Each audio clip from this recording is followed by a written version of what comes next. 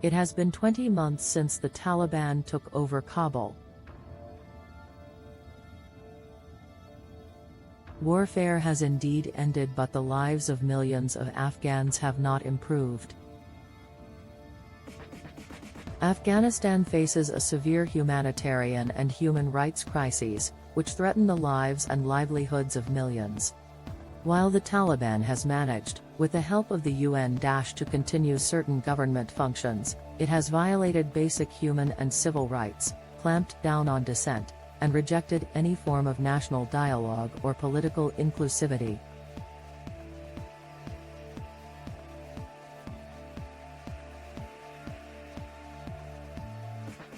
The country is now ruled by a small circle of secluded leaders who are bent on rooting out dissent and erasing women from public life, even if it means deepening the international isolation of the country and further impoverishing the population. Without changes to this core of the system, there is a hard limit to how much governance can improve and how stable the country can get. As the Taliban tries to gain international recognition, it is important to scrutinize its performance in government so far. Service delivery.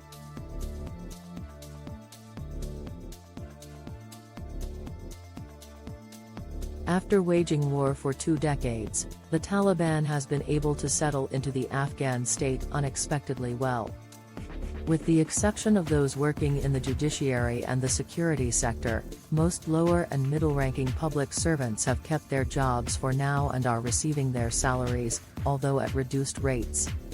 Under a deal with the alla, the UN is also sending regular shipments of $40 million in cash in order to be able to operate in the country, given the restrictions on the Afghan banking sector.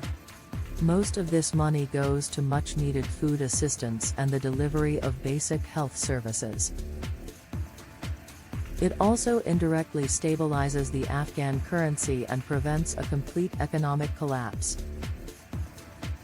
The education sector has taken a major hit after the Taliban banned girls from attending secondary school and university at public and private tuitions. That is causing incalculable harm to the Afghan youth and the future of the country.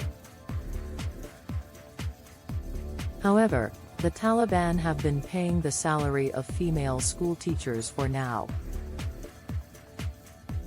Remarkably, enrollment numbers in primary schools for both boys and girls have increased in some areas of the country as security has improved. The economy and the private sector.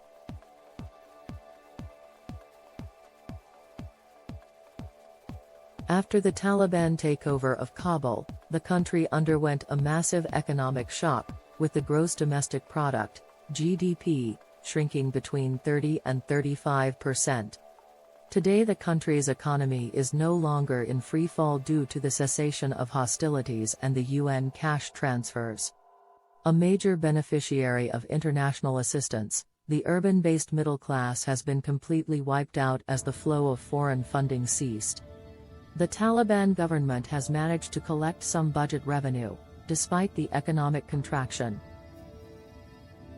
The mining industry has helped boost both public revenue and exports. The Taliban also continues to tax the illegal drug industry, another unreported source of revenue. While the Taliban leadership is eager to publicize revenue collections, it remains secretive about expenditures. Some analysts suggest that the security sector, and not social services, may make up the bulk of the government budget. According to ELO reports, the Afghan job market has sharply contracted. Joblessness and reduced earnings have affected millions, primarily women, undermining the economic resilience of poor families. Restrictions on women's presence in public have hurt women-owned businesses and female workers, leaving home-based work as the only option for many women. In the service sector, telecommunication is being instrumentalized for surveillance and censorship. While it might have avoided complete collapse, the banking industry is still in a crisis caused by sanctions and liquidity shortages. The Taliban's central bank wants to replace conventional banking with Islamic finance, but no clear timeline or guidelines have been developed yet. The political system and security.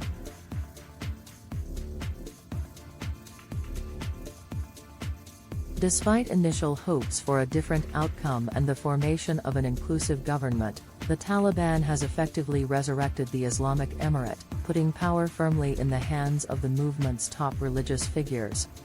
The current administration still operates as a caretaker government with no timetable put forward for when a permanent government should be expected. This may be due to the fact that when this cabinet was formed, it caused serious internal tensions, as various factions within the Taliban competed for posts.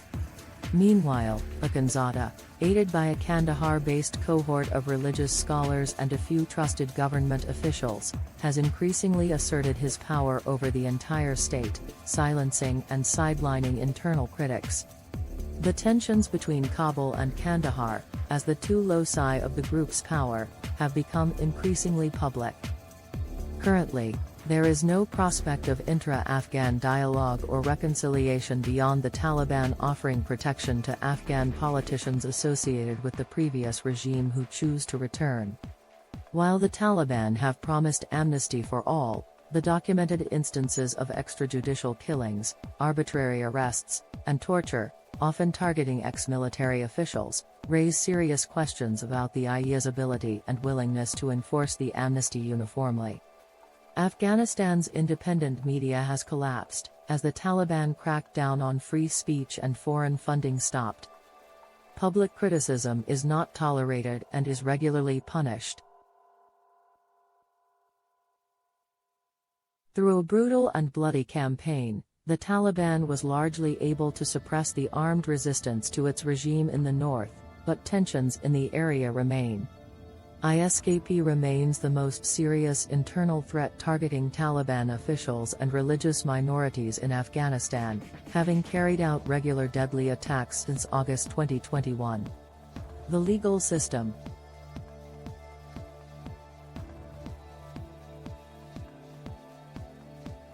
The Taliban has suspended the prosecution departments, purged the judiciary, and abolished the Independent Bar Association. Judges have been directly appointed by the group. Female judges no longer run trials. In court, the Hanafi school of Islamic law is applied to resolve disputes and punish any act that the judge may deem punishable. In public, the police and officials of the Ministry of Propagation of Virtue and Prevention of Vice summarily discipline citizens who are found to be in violation of the Taliban's uncodified rules of proper behavior. No data on crime rates is available, but anecdotal evidence suggests crime remains rampant. The Taliban has employed old methods to try to control the situation, reintroducing public hanging, flogging, and shaming. The Taliban has suspended the laws of the country pending a complete review which is yet to be concluded. However, outside the judiciary, administrative laws are still used to keep the bureaucracy and revenue collection running.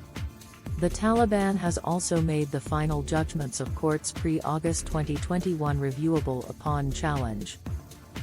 In case of a challenge, the Supreme Court's highest fatwa-making body, Dar-ul-Fatwa, acts as the court of revision for those decisions and could vacate an existing judgment.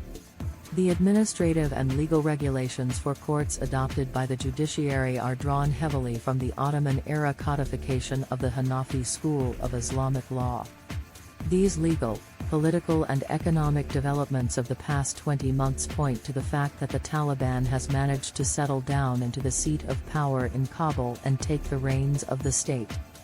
Its government has managed to provide the general population with some basic services and economic stability, but those largely remain contingent on humanitarian assistance.